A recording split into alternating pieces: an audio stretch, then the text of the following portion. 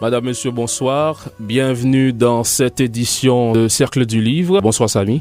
Bonsoir Marc, bonsoir à tous les auditeurs de l'émission.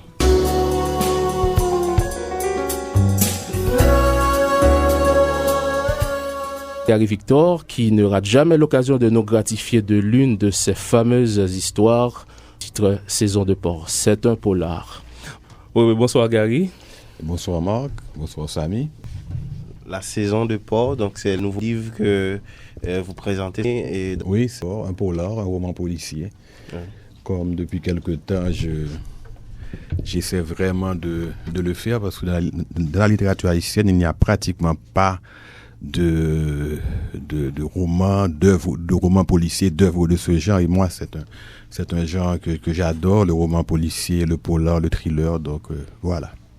Alors, Gary Victor, Saison de porc. Cette saison commence quand? Bon, en fait, pour moi, c'est une saison qui n'a pas de commencement, qui n'a pas de fin. On aimerait quand même qu'elle ait une fin. Donc, le dernier livre qu'on a eu dans ce genre-là, c'était Nuit albinos, cette fameuse histoire du chien blanc dans la nuit. Alors, est-ce que les livres sont inscrits dans une logique de suite ou est-ce que ce sont des histoires qui divergent les unes des autres? En fait, la seule suite qu'il y a, c'est que c'est un genre, c'est le polar, c'est le roman policier, avec toujours un zeste de fantastique, parce que quand même j'aime un peu mixer les genres. Mais en fait, il n'y a pas vraiment de suite, parce qu'en fait, quand j'ai écrit Saison de porc, et bon, premièrement, je voulais un peu revenir avec mon personnage, ce personnage que j'aime tellement, l'inspecteur Dieu soit loué Azéma. Parce que je trouve que c'est vraiment intéressant, ce personnage de policier qui désire être honnête, qui est alcoolique.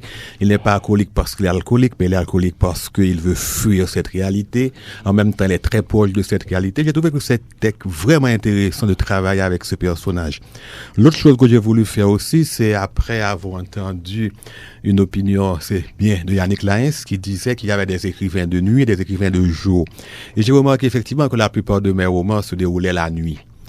Et Saison de porc, j'ai voulu faire un roman qui se déroule le jour, dans ce jour de Port-au-Prince, ce jour torride, crasseux, bruyant, tout et tout, ce jour chaotique. Et Saison de porc, c'est un roman qui se déroule de jour. J'ai fait tout mon possible pour peindre toute cette atmosphère de jour. Et malgré tout, quand même, c'est un roman qui se termine en pleine nuit. Comme si j'étais vraiment attiré. On revient à la nuit à chaque fois. Finalement, on revient à la nuit. Mais en fait, c'est un roman que j'ai voulu aussi. Bon, dans ce roman, il y a beaucoup de choses qui passent. Il y a le problème des sectes, il y a le problème de la superstition, il y a le problème de la manipulation. C'est aussi un roman qui dépeint un peu notre réalité avec un regard très cru. C'est un peu violent sur les bords. Ben c'est un thriller, c'est un polar. Gary Victor, de quel porc s'agit-il en fait? En fait, Saison de porc, premièrement dans le roman, il est énormément question de porc. Bon, je peux pas vraiment dévoiler c'est quand même un polar, la présence des porcs dans les rues. C'est aussi un signe de chaos, c'est un signe de désagrégation urbaine. Le fait qu'on voit par exemple ces animaux en liberté, le fait de voir des détritus. En même temps, le porc aussi, c'est aussi symbolique quelque part. C'est aussi symbolique quelque part. Je pense que ça symbolise la désagrégation, ça symbolise le chaos, ça symbolise la...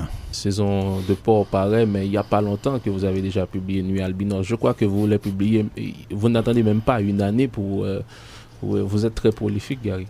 Je suis prolifique en ce sens que c'est peut-être au niveau de la publication, mais vous savez, écrire un roman, ça prend énormément de temps pour le concevoir. Par exemple, quand on prend un roman comme Saison de porc, j'ai en tête Saison de porc bien avant Nuit albinos. J'avais la trame et le sujet de Saison de porc.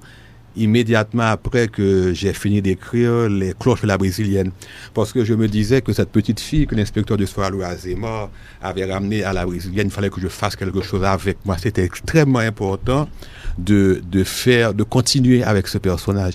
Il y avait 2 personnages qui m'intéressaient, le personnage de Dieu Soir Azéma et aussi le personnage de Mireya. Maintenant, quand je prends par exemple Nuit Albinos, il y avait des années que j'avais en tête aussi l'histoire de ce chien, Sam, mon chien, parce que c'est quand même l'histoire de mon chien que je raconte, qui est mort il y a de cela 4 ou 5 ans.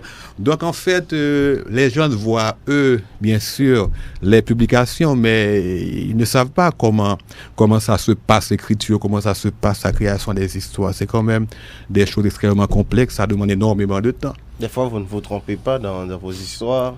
Non. Qui disent beaucoup peuvent reprendre certaines pas parties. Pas vraiment. Bon, par exemple, j'ai un sujet là qui me taraude depuis près d'une dizaine d'années. J'ai rencontré des gens, je compile des statistiques. L'histoire que je compte écrire, c'est une crise entre la République dominicaine et Haïti dans une 30aine d'années. Bien sûr, si je publie ce texte dans 1 an, on dira que je suis prolifique, je l'écris vite, mais ça fait 10 ans que j'ai cette histoire en tête, mais jusqu'à présent, je le travaille un petit peu, mais je ne suis jamais arrivé à le terminer. Donc moi, c'est quelqu'un qui a toujours énormément de textes, énormément de romans en tête. Maintenant, c'est quand ils vont sortir, tout simplement. Oui, tantôt vous publiez à compte d'auteur, tantôt dans une édition haïtienne ou étrangère. Et comment ça se passe, Gary, chez vous? Et pourquoi vous décidez de publier certains textes à compte d'auteur et d'autres Bon, en fait, depuis quelque temps, j'ai publié dans une édition française, d'ailleurs. Donc moi, à un certain moment, j'ai voulu faire l'expérience de revenir au compte d'auteur avec Nuit Albinos en me disant que quand je publie directement à Port-au-Prince, le livre est un peu plus accessible et au public haïtien. Effectivement, je l'ai remarqué avec Nuit Albinos. L'année dernière, j'ai trouvé quelques sponsors, j'ai sorti Nuit Albinos. J'ai pu offrir énormément de livres dans des bibliothèques scolaires, des bibliothèques publiques. Par exemple, dans mon quartier à Carrefour, j'ai offert pratiquement une 50aine de livres à des jeunes partout et ça a marché. Mais j'ai fait l'expérience maintenant avec Saison de Port en faisant à compte d'auteur. Ça a été plus difficile, tellement difficile que je me suis dit que c'est la dernière fois que je publie un livre à compte d'auteur. La dernière fois que je publie un livre en Haïti, parce que je me rends compte vraiment qu'il y a très peu. On ne trouve pas de soutien pour faire un livre. Il n'y a pas de mécénat. Il n'y a pas de mécénat. Il n'y a vraiment rien. Il faut tellement se battre pour publier un texte à compte d'auteur. On se demande finalement il y a tellement de fatigue pour arriver à sortir un livre. On se demande quelque part est-ce que ça en vaut la peine, vraiment. Oui, mais il y a certains travailleurs du livre en Haïti qui soulignent au fait qu'il n'est pas tout à fait intéressant quand le livre paraît avec des logos de sponsors dessus. On dit que ça dégrade le livre comme étant un objet de prestige, de qualité. Moi, je ne crois pas. Parce que, écoutez, l'histoire de la culture en Occident et partout, c'est une histoire de mécénat. On connaît que... Il y a une différence entre mécénat et sponsor, c'est ça? Non, c'est pas vrai. Non, écoutez, je pense que quelque part, le sponsoring, c'est du mécénat, même quand les rois se disaient mécènes, mais ils voulaient que tout le monde sache que c'est eux qui ont... Non, je pense que c'est très proche. Moi, ce qui est important, je pense, pour tout créateur, c'est d'avoir un moyen de sortir son œuvre. C'est-à-dire que si on trouve un sponsor qui permet, par exemple, de jouer une pièce de théâtre d'une qualité extraordinaire, pourquoi refuser ce sponsoring? Donc, je pense que ce sont de faux débats. Ce qui est important, c'est qu'une œuvre artistique voit le jour et qu'on ait les moyens de faire que cette œuvre artistique voit le jour. Pour moi, c'est ce qui est le plus important. Merci, Gary.